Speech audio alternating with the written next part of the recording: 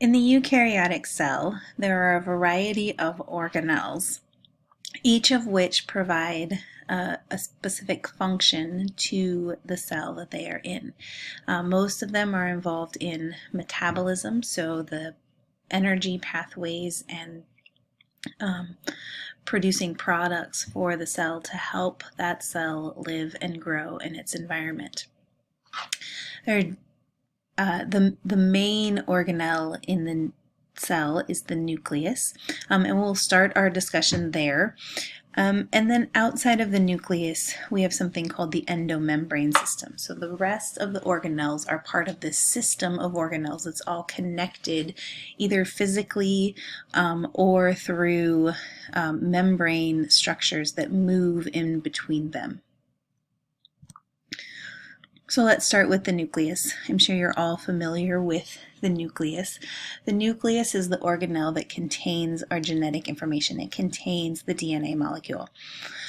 So with a couple of very small exceptions, all of the DNA in the cell is in the nucleus and it stays in the nucleus. The DNA is surrounded by the nuclear envelope, which is a membrane that just sort of separates the nucleus from the rest of, or the DNA from the rest of the cytoplasm. The nucleus is the largest organelle usually in a cell, and it's often very easy to see under a light microscope. It's very easy to stain, and we'll see the nucleus several times in different things that we look at in lab. The nuclear envelope is supported by something called the nuclear lamina. That's just a physical structure that sort of supports and surrounds the nucleus. And that nuclear envelope is important because it regulates movement of RNA and protein out of the nucleus. So the DNA never leaves the nucleus, but the cell has to make RNA from it, and then it has to make protein from that RNA. And so those products have to leave the nucleus. In fact, the proteins are always produced outside of the nucleus.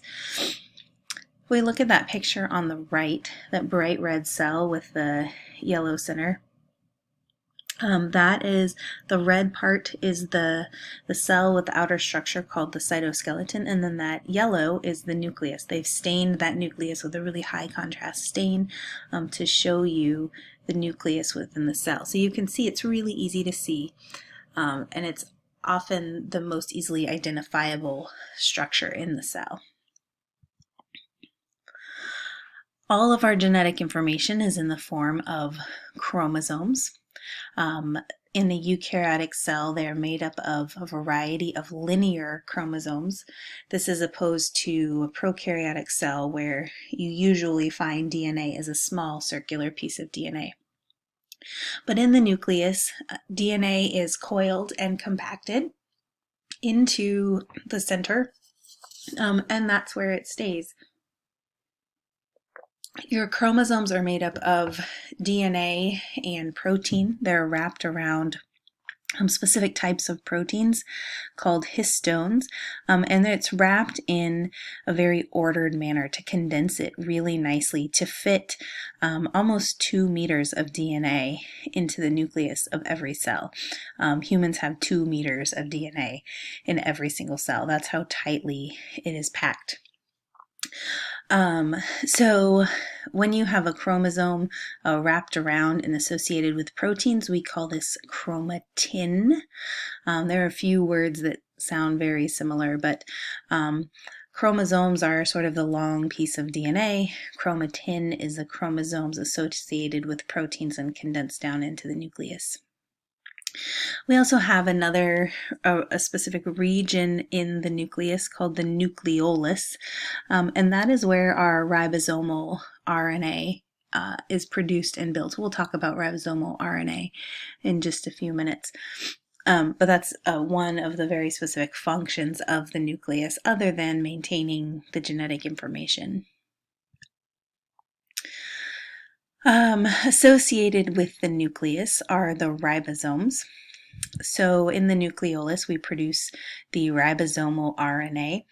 Ribosomes are made up of ribosomal RNA and protein. And the function of the ribosome is a quite important one in a cell.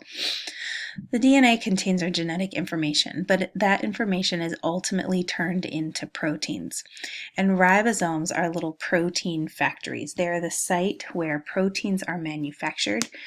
And proteins are what I like to call the worker bees of the cell. They perform all of the functions, they mediate all the functions, they provide a lot of structure.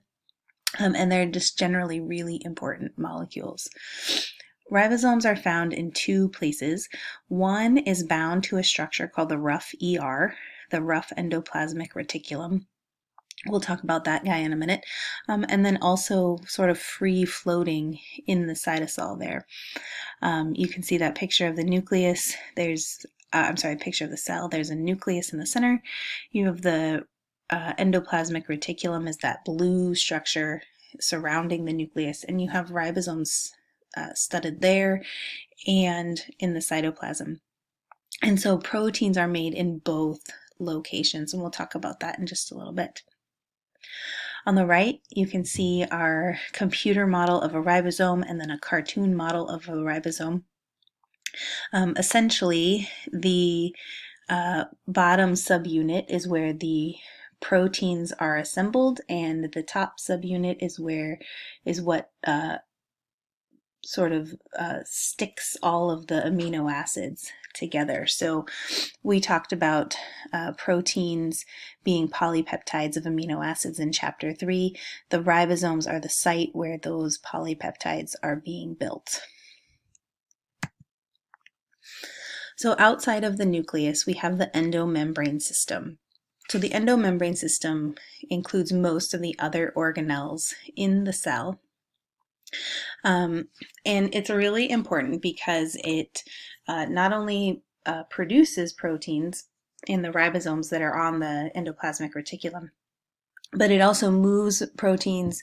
It performs a lot of different metabolic functions.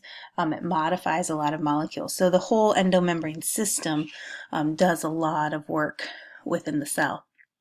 So we're going to talk about each of these parts.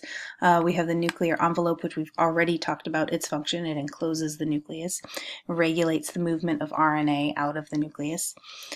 And then we have the endoplasmic reticulum, the Golgi apparatus, the lysosomes, and the plasma membrane. And these are called a system because they are all either physically connected or they are connected by the movement of vesicles, which are little membrane pockets that move in between them. These are all also made with a membrane surrounding it. So that's why we call it the endomembrane system.